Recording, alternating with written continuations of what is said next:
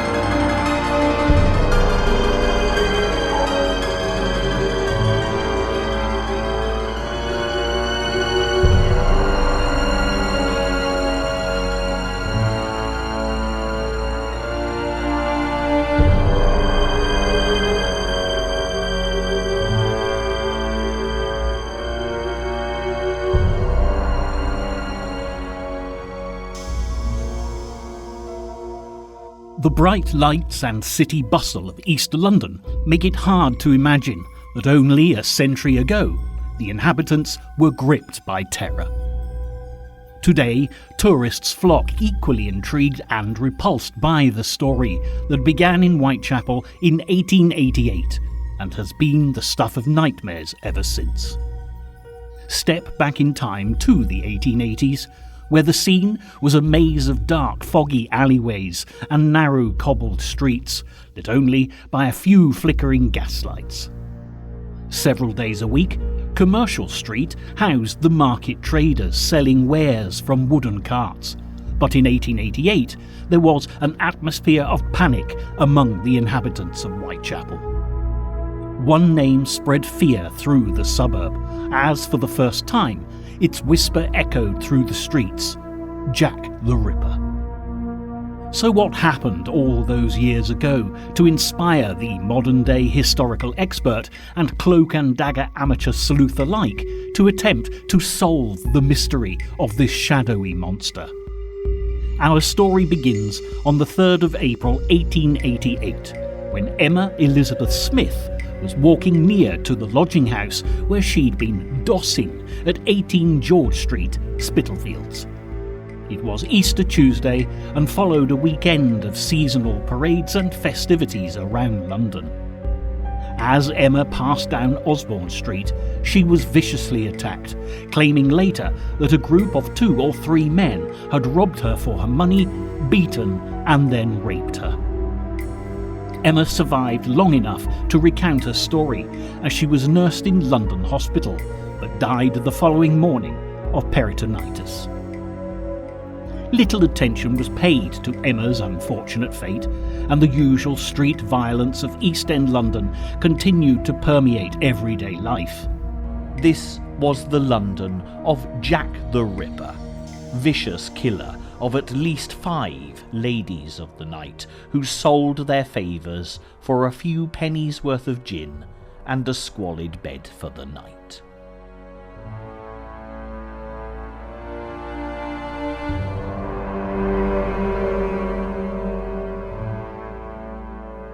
Despite advances today in forensic science and psychological profiling, the murders remain unsolved, and the crimes that taxed the great and good of Victorian society are still no closer to being unravelled.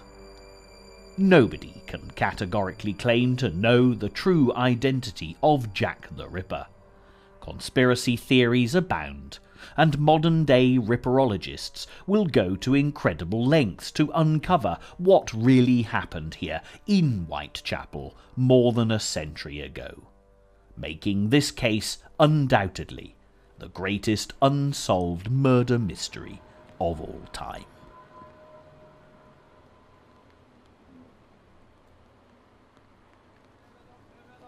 Looking at this busy, bustling district today, with market stalls, sari shops and balti houses stretching as far as the eye can see, it might seem an impossible task to find anything at all left of the Jack the Ripper era. There's no denying that much has changed, a fair proportion of it deliberately to eradicate memories of an evil past. But if you know where to look, it's certainly possible to follow in the footsteps of Jack the Ripper. That is, of course, if you dare.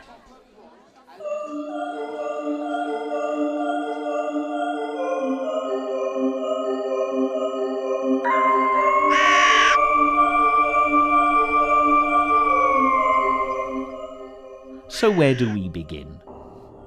Well, ironically, with a murder that, although associated with Jack the Ripper, we can be pretty sure was not his handiwork.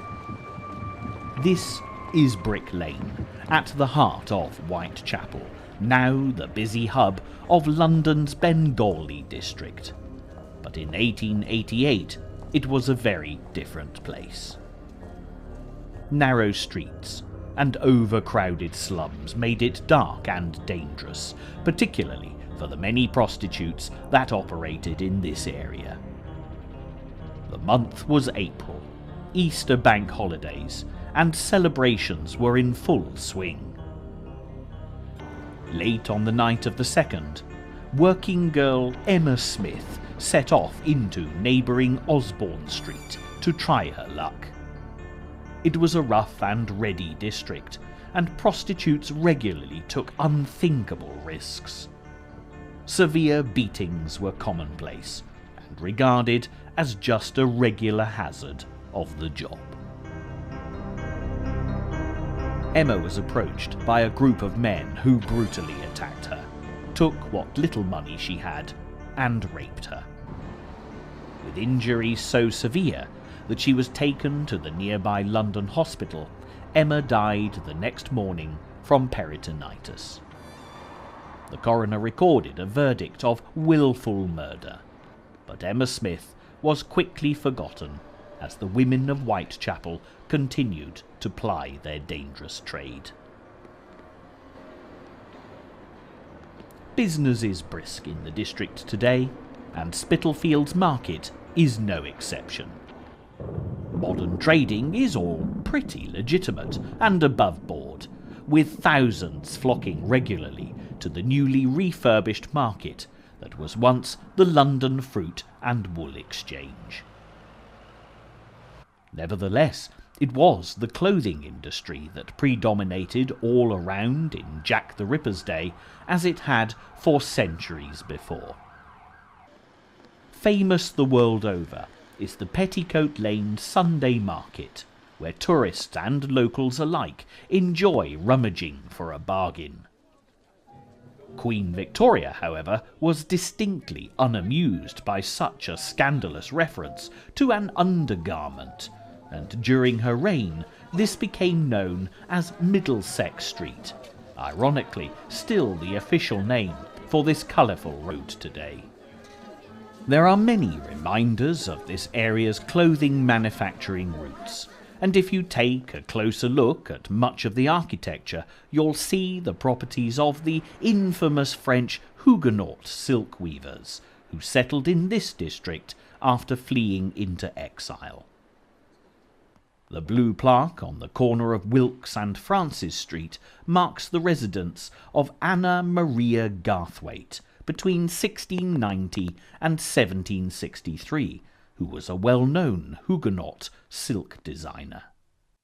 But the French were not the only immigrants to flourish in the Whitechapel district of London, and by the time Jack the Ripper made his first murderous forays into the night, a thriving Jewish community had also become prominent in the area. Consequently, there was a sometimes uneasy mix of folk here, as the dispossessed of all manner of cultures survived cheek by jowl in this claustrophobic atmosphere, eking out a living in any way that they could.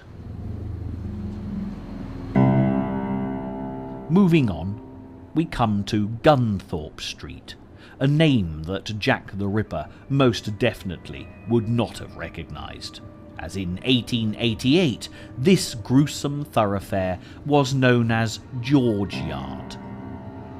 Then a classic Spitalfield slum just off Whitechapel High Street between the station and Commercial Street.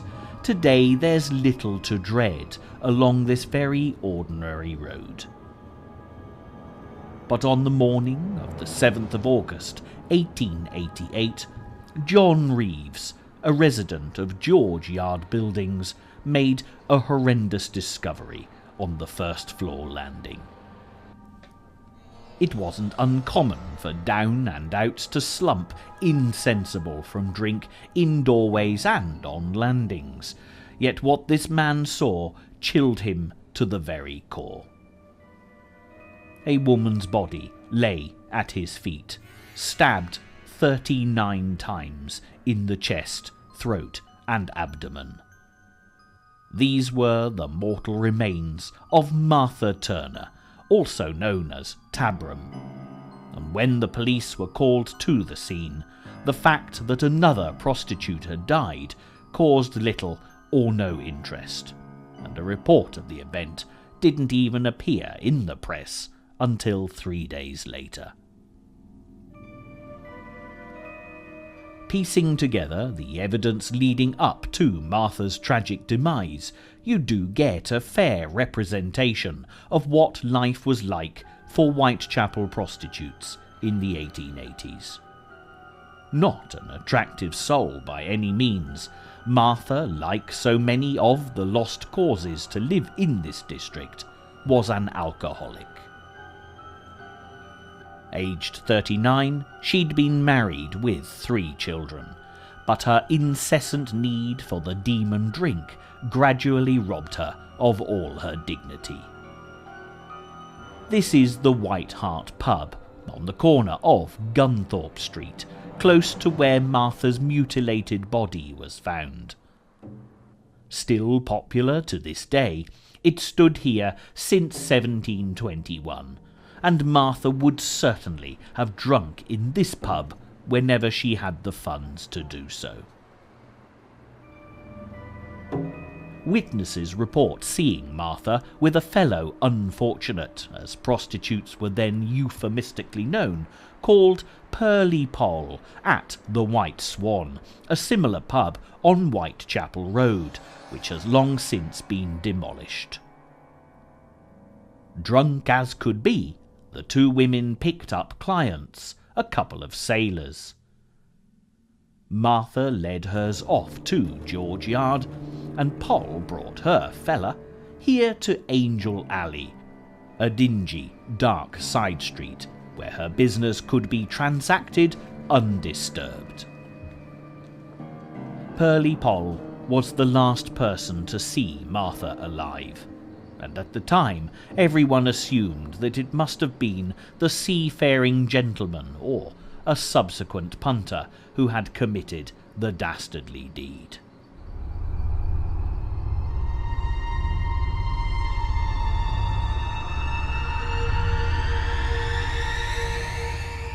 August sweltered on, with life and death being played out as squalidly as ever in the East End slums. A dockyard fire blazed on the evening of the 30th, painting the London skyline blood red, as if to prophesy the evil that would stalk the streets some hours later. This is Thrall Street, where a common lodging house stood at number 18, often frequented by the Whitechapel prostitutes. Only the entrance to the street remains today, as a new development has been built. Much of the nighttime business that went on was not only to allow the poor unfortunates to sustain their alcohol addiction, but also for the more practical purpose of buying a bed for the night. Hardly surprising, therefore, that this was such a transient community, with few, if any, of the prostitutes ever having the luxury of a fixed abode. It was to 18 Thrall Street that Mary Ann Nichols, a 43-year-old prostitute better known as Polly, came in the early hours of the 31st of August. Drunk, and without the few pence needed for accommodation, she was turned back out onto the street. Sporting a fine new hat, she squawked, "Never mind, I'll soon get my doss money. See what a jolly bonnet I've got now." Resolved to make enough to return post-haste, Polly set off for Bucks Row, which has since been renamed Durward Street. But Polly never came back. Her mutilated body was found a short time later by Charlie Cross, a market porter on his way to work for an early shift. At first he thought someone had left a tarpaulin in the gutter as Polly's body lay across the road and pavement. The alarm was raised, and on closer inspection, a policeman's lamp revealed the true horror.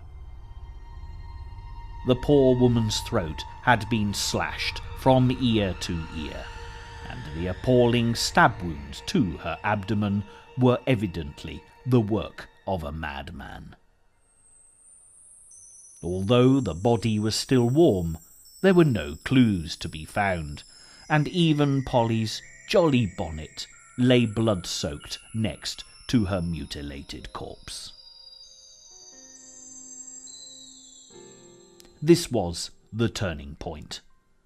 Suddenly the murders of Emma Smith and Martha Turner became relevant not only to the police, but also to the press. Speculation was rife. Was there a fiend on the loose? Could this be the work of a serial killer?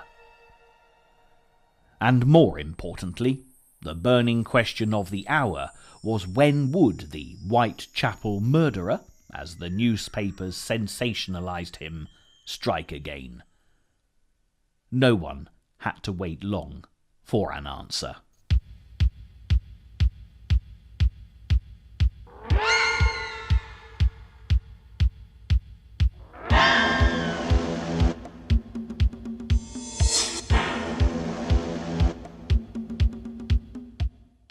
This is Hanbury Street, which in the autumn of 1888 was one of the busiest thoroughfares in the Spitalfields district.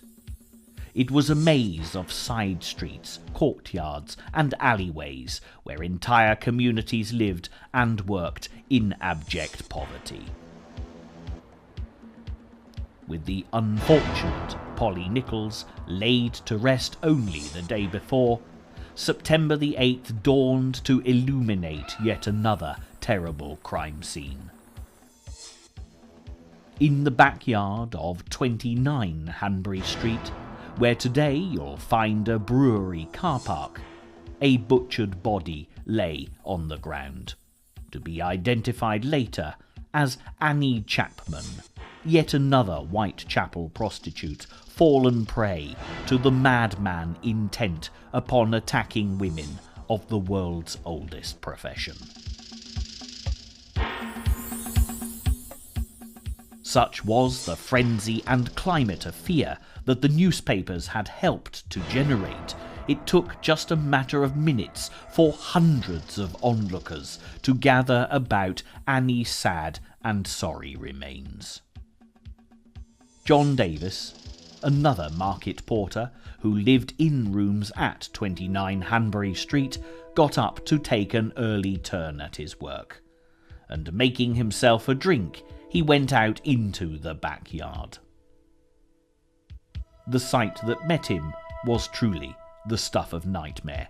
Annie's throat had been slashed, just as Polly Nichols had been before her, and the wretched new victim had been viciously disemboweled. Shocked into action, Davis ran the 200 yards or so to the police station in Commercial Street and by the time he had returned with reinforcements, a huge crowd had gathered. Some local residents were even charging sightseers a fee of a penny to view poor Annie Chapman's grisly demise. This time, however, there appeared to be a clue. A wet leather apron lay screwed up in the yard near to Annie Chapman's body.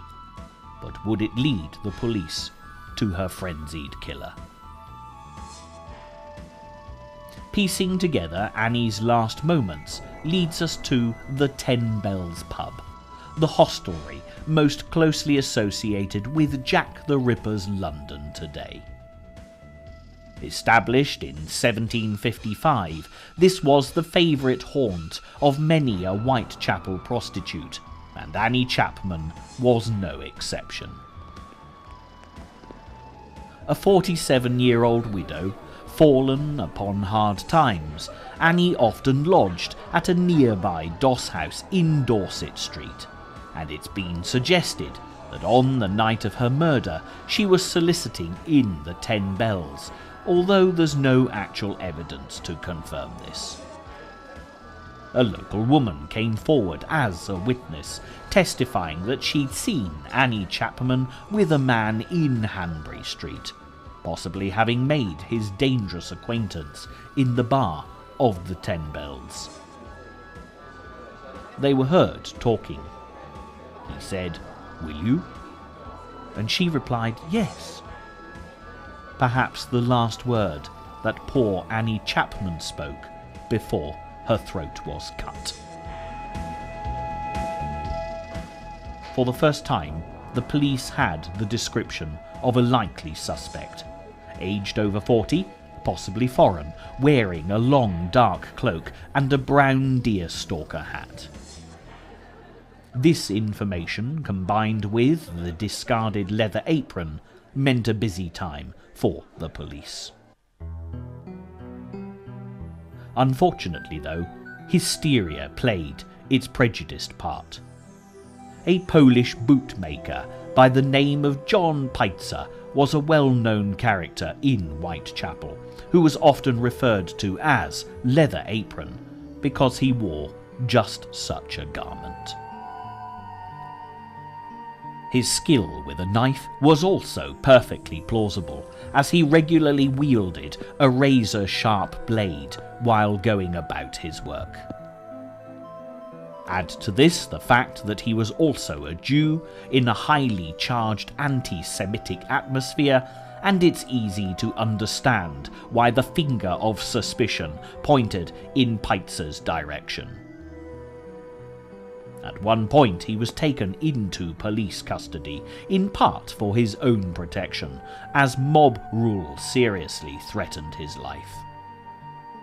In fairness, Leather Apron was a rather unpleasant character who was known to the police as an abuser of prostitutes. But the simple truth was that the apron found near to Annie Chapman's body did not belong to him. The offending item actually belonged to the son of the owner of 29 Hanbury Street, who'd left it in the yard several days earlier after washing it under the tap. However, by this time, the press had had a field day with the circumstantial evidence, and the breaking stories concerning the Whitechapel murders were about to take an even more sinister twist. On the 27th of September, 1888, a letter written in red ink arrived at the Central News Agency, addressed to the Boss and signed Jack the Ripper. The Whitechapel murderer now had a name, if not a face. For centuries, Jack had always been slang for an Englishman, just as today in Australia, Sheila is the generic term for a woman. Everyone's heard of Jack the Lad, Jolly Jack Tar, Jack of all trades, and even Jack Frost, to mention but a few. So it came as no surprise when the killer, if indeed that was who the letter was from, chose the anonymity of Jack as his name. Mocking the ineptitude of the police, the letter was at first treated as a joke, but as time wore on, fueled by the Victorian press, it gave the evil killer a persona that still continues to strike terror in the hearts of many to this day. Just by mentioning Jack the Ripper's name, the true horror of what happened in Whitechapel all those years ago is recreated. And of course, the fact that the man behind the mask, or swirling black cloak if you prefer, was never caught, only adds fuel to the metaphorical fire. It's unlikely that the killer of Martha Turner, Polly Nichols and Annie Chapman wrote what has gone down in history as the Dear Boss letter. Far more probable is the hypothesis that an unscrupulous journalist got a little creative with his pot of red ink in order to keep a good story selling newspapers. A deception that even the modern paparazzi-driven tabloids of today would be proud to have been credited with. Who can say what effect this very real early case of sensational journalism had on the real killer? But one thing's absolutely for certain. His next atrocity was even more hellish than anything that had gone before.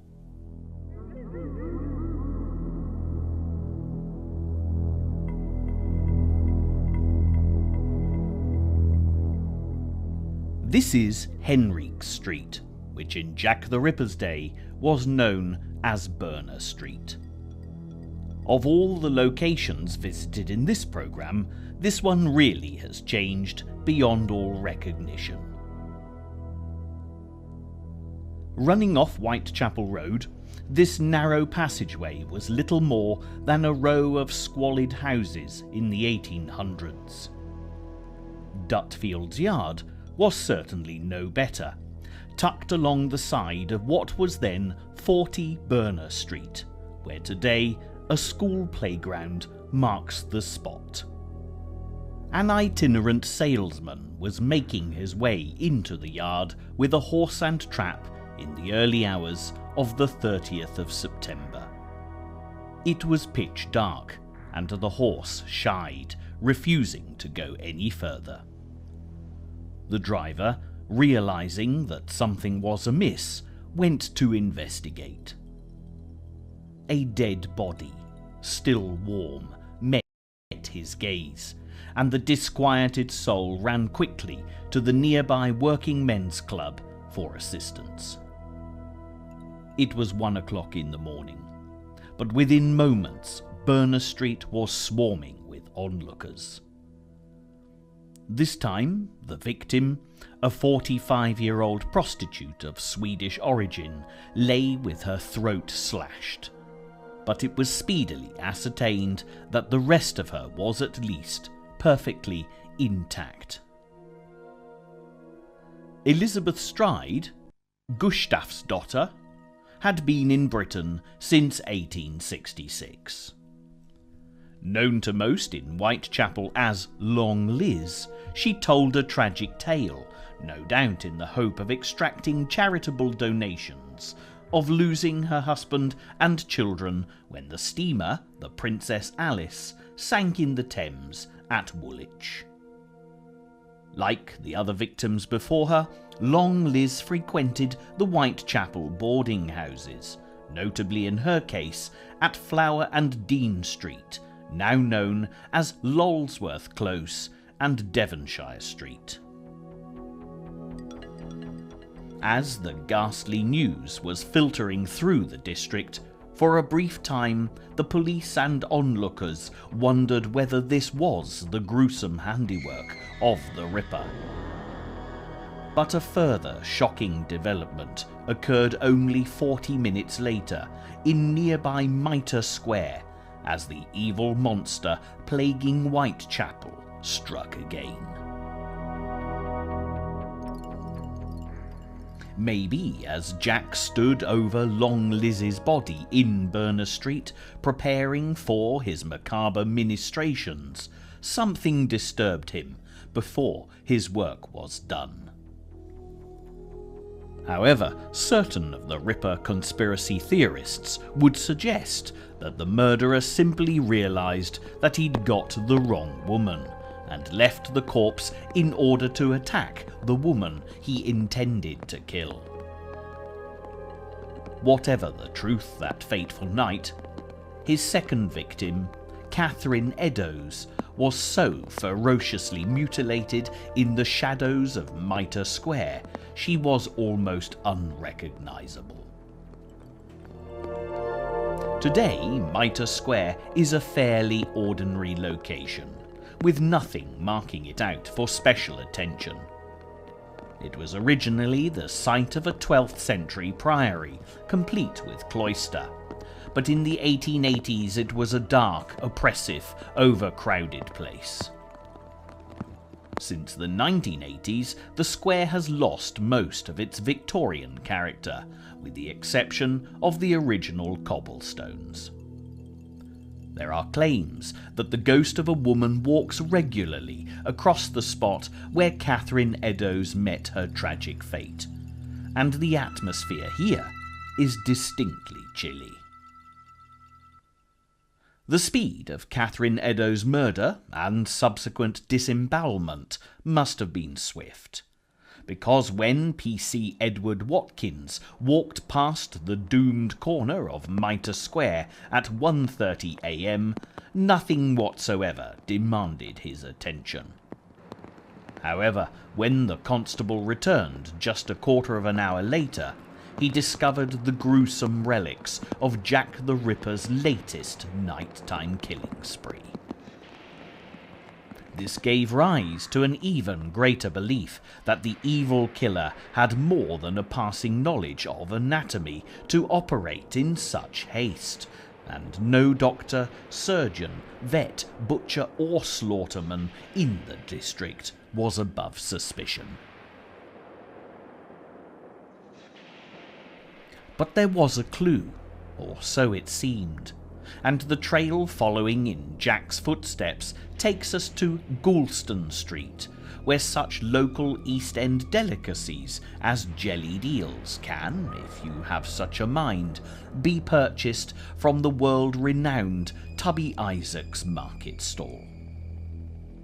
At the post-mortem of Catherine Eddowes, it was noticed that a piece of her apron was missing, and just a matter of hours after her body had been discovered, a blood-stained fragment of cloth had been found in a Goulston Street doorway.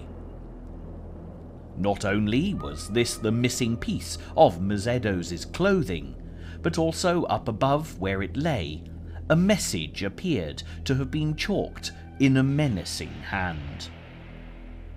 "The Jews are the men that will not be blamed for nothing." A damning indictment of the Jews indeed, at a time when, as mentioned earlier, anti-Semitic tension was riding high, but this scribbled message was a valuable piece of evidence if it had been written by the killer. Nevertheless, the Chief Commissioner of the Metropolitan Police, Sir Charles Warren, had the words washed away before the dull light of dawn would enable them to be photographed. It was a decision that would damn Warren in the eyes of his many critics for all time. It's very easy, with the benefit of hindsight, to read all manner of motives into the actions of Warren. But as we stand here in Goulston Street and consider the event more carefully, a different perspective is perhaps required.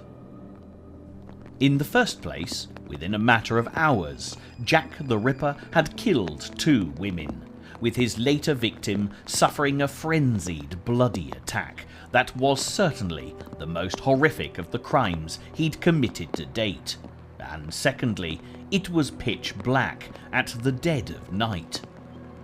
Did our murderer, undoubtedly dripping with the blood of his most recent victims, calmly take out a piece of chalk and without any illumination whatsoever scrawl such a bizarre message high above a Goulston Street door?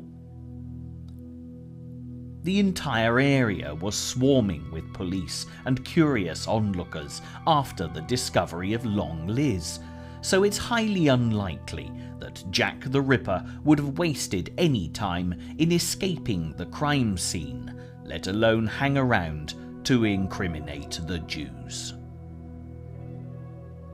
Retrospectively, it's far more probable that this was a quite unconnected piece of graffiti that the killer himself didn't even notice was already on the wall when he dropped the fragment of material from Catherine Eddowes' apron on the Goulston Street pavement. It was perhaps little more than an unfortunate coincidence, and Sir Charles Warren's intention had been to remove it quickly before the crowds descended. He feared that the message would incite further racial hatred and even mob violence in the already terrorised East End. The last thing Warren needed was the blood of a Jewish scapegoat on his hands. The aftermath of the so-called double event was acrimonious all round, particularly as Elizabeth Stride's murder was being investigated by one police force and Catherine Eddowes' murder by another. And then, to make matters even worse, a postcard arrived at the Central News Agency in the same blood-red ink and handwriting as the Dear Boss letter. For the many who read it, the facts mentioned suggested that only the murderer, or someone really in the know, could have written it. This was followed a short time later with a gruesome package addressed on this occasion to George Lusk, chairman of the Whitechapel Vigilance Committee.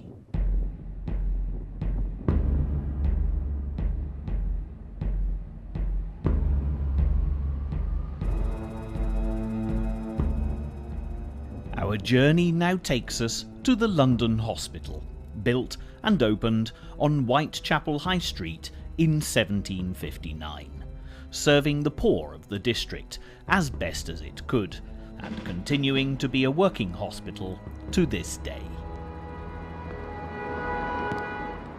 The parcel that George Lusk received contained a portion of a kidney, with claims that it had been taken from the body of Catherine Eddowes, and it was brought to the London Hospital for inspection. Confirmed to be human, the offending organ showed that its previous owner had not only been female, but also a heavy drinker, a common characteristic of 19th century prostitutes. When the post-mortem details of Catherine Eddowes were released, sure enough, the part of the kidney left in her body was said to have been pale and bloodless, a condition that in the 1880s could quite accurately have been attributed to the demon drink.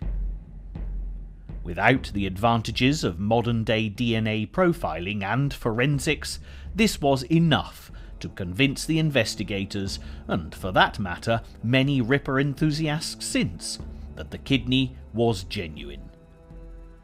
Again, just like the chalk message in Goulston Street, we do have the benefit of hindsight. In Jack the Ripper's day, there would have been thousands of East End women with kidneys in this state of decay, and a trip to a mortuary could well have procured the said offering for an over-enthusiastic, morally questionable journalist. Medicine was still in its pioneering infancy in the 19th century, and for those without the wherewithal to purchase a gentle bedside manner, it was a frightening and often barbaric business. While we're here at the London hospital, another aspect of Victorian medical science is also worthy of mention. The feature film The Elephant Man brought to prominence the story of John Merrick, who, because of his appalling disfigurements, had spent most of his life in freak shows. Fortunately, he was rescued by the eminent physician Dr. Treves and brought to live out the remainder of his days under his protection at the London hospital. The Elephant Man died here in 1890, just 2 years after Jack the Ripper's reign of terror. This does go some way to explaining the people of Whitechapel's fascination with the mutilated bodies of the Ripper's victims. Sadly, physical deformity was a source of spectacle and entertainment in Victorian England, with dignity never afforded to the living or the dead. And so the Jack the Ripper story heads towards its unsolved conclusion. Throughout October 1888, police activity was as frenzied as the murderous attacks had been, but to no avail.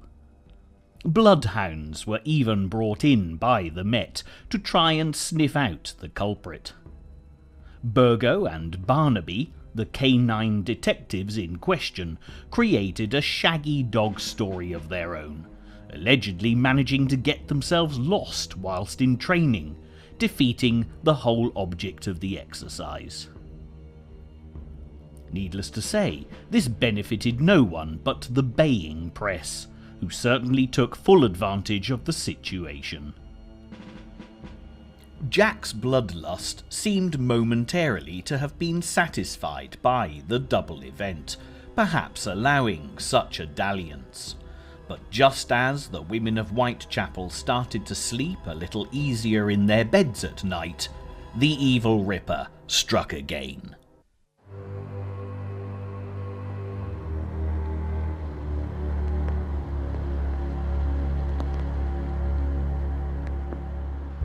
Our next destination is White's Row off Commercial Street, where little, if anything, has remained from Victorian London. A modern car park now stands on what was once Dorset Street, where lodging houses were plentiful, and Annie Chapman, before her murderous encounter with Jack, had often resided when she had earned the price of a bed for the night. A narrow alleyway called Miller's Court led off this thoroughfare via a dark and dingy archway.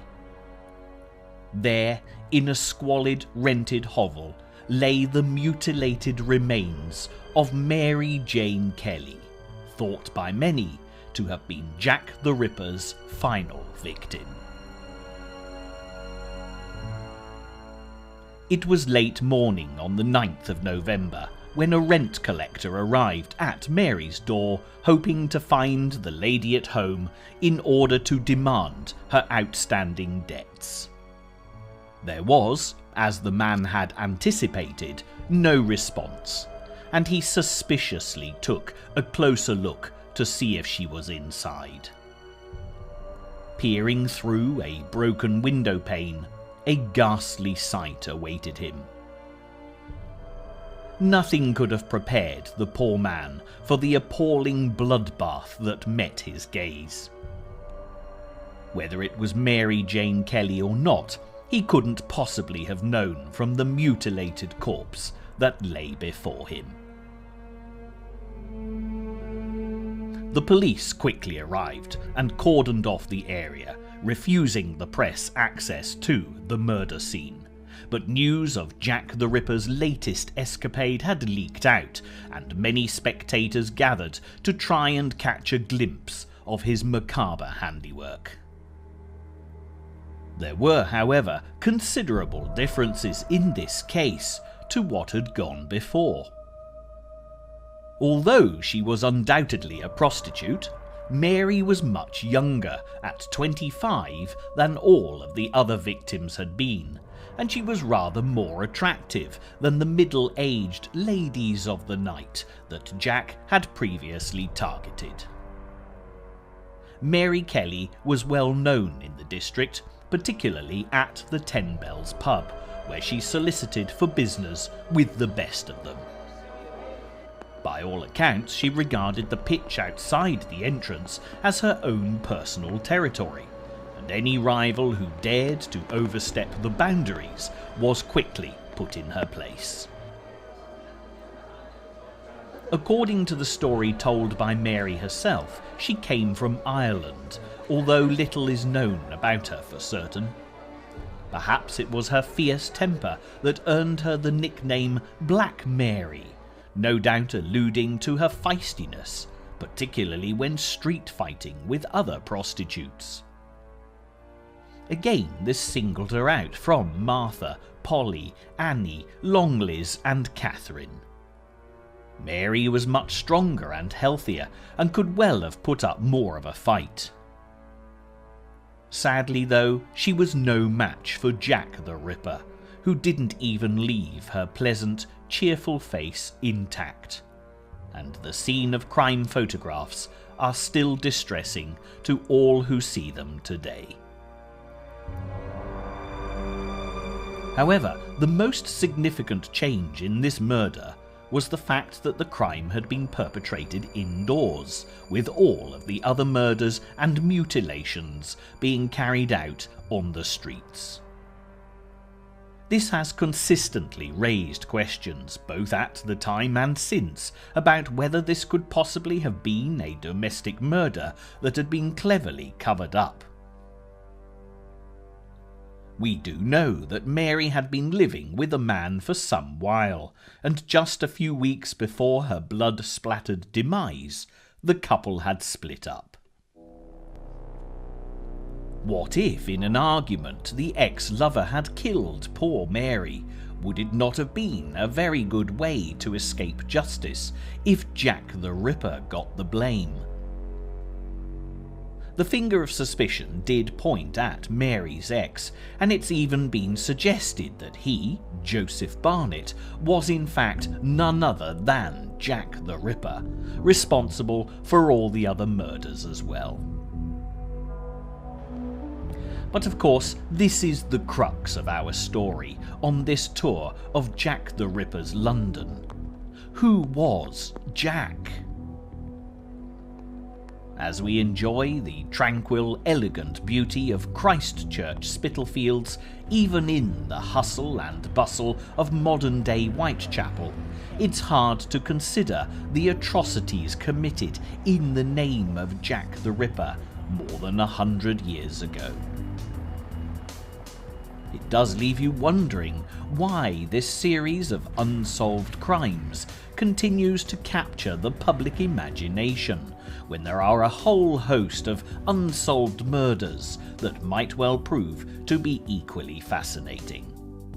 What exactly is it that turns even the most rational amongst us into an armchair sleuth, convinced that we can solve the mystery that has baffled the finest detective minds of every generation since? In truth, it probably is all in the name. The journalist who turned the Whitechapel murderer into Jack the Ripper certainly has more to answer for than simply hindering police inquiries. He forged a place in the minds of the masses where a monster could lurk with all the anonymity of a good advertising campaign. His creation of Jack took on a black-cloaked, even dashing personality, despite the fact that he, if one person was responsible for these horrific crimes, was no more than an evil killer who preyed upon the most desperate and helpless souls to people Victorian society.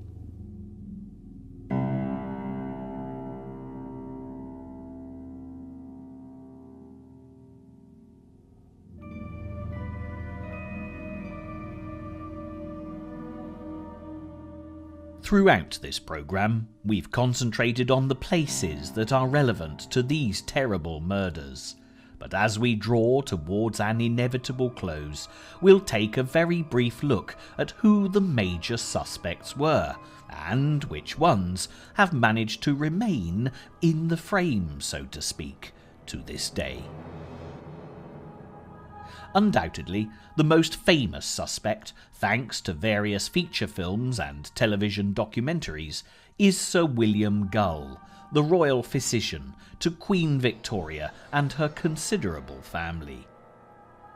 Heir to the throne, Prince Albert Victor, the tyrannical matriarch's grandson, was said to have encountered an East End working girl with whom he'd fallen in love, fathered a child, and married in secret. If the legend is to be given credence, Mary Jane Kelly was a friend of this prospective Queen of England and had witnessed the wedding. Upon realising the identity of the bridegroom, Mary had hatched a plot to blackmail the government, and the great and good of court society decided that the uneducated Irish prostitute living in a Whitechapel hovel needed to be silenced for the sake of national security, with Sir William Gull despatched to do the deed. A young painter, Walter Sickert, was involved in the plot, as were other celebrated dignitaries. The other prostitutes were allegedly disposed of to create a smokescreen for the real target of this band of conspirators, Mary Jane Kelly. Despite the evident sensationalism of the story, few believe that Sir William Gull was Jack the Ripper, not least because the poor man had suffered a stroke the year before, making him physically incapable of such surgical acrobatics. However, at various points in time since, the other characters of this treacherous tale have all come under suspicion. Prince Albert Victor himself was heavily implicated, and Sir William Gull's coachman John Netley was accused, as has been Walter Sickert, and, again in his case, quite recently too. But let's put this into perspective. Just remember that in some quarters even the aged Queen Victoria was put forward as a suspect. Away from the enticing royal conspiracy, other miscreants were considered. A Polish Jew named Aaron Kosminski, a violent, unstable lunatic, seemed to fit the profile nicely. George Chapman, a wife murderer, also appeared a perfectly feasible Jack the Ripper. Montague Druitt, a wealthy barrister, and James Maybrick, a creative diarist, were both considered to be very suspicious, and a whole host of social misfits have, in the long years since the autumn reign of terror, proved worthy of both police and public scrutiny. But it's a more recently uncovered American suspect, Dr. Francis Tumblety, who's emerged to be the most plausible murderer. The policemen of Whitechapel in the 1880s had certainly singled out this quack doctor as a dangerous criminal, but his notoriety did not come to the fore in this case until 1993. Stuart Evans, a much-respected historian and Jack the Ripper expert, discovered a letter from a chief inspector of Scotland Yard at the time of the murders, naming Tumblety as a very likely suspect. The American did travel to England in June 1888, and during November he was arrested for gross indecency.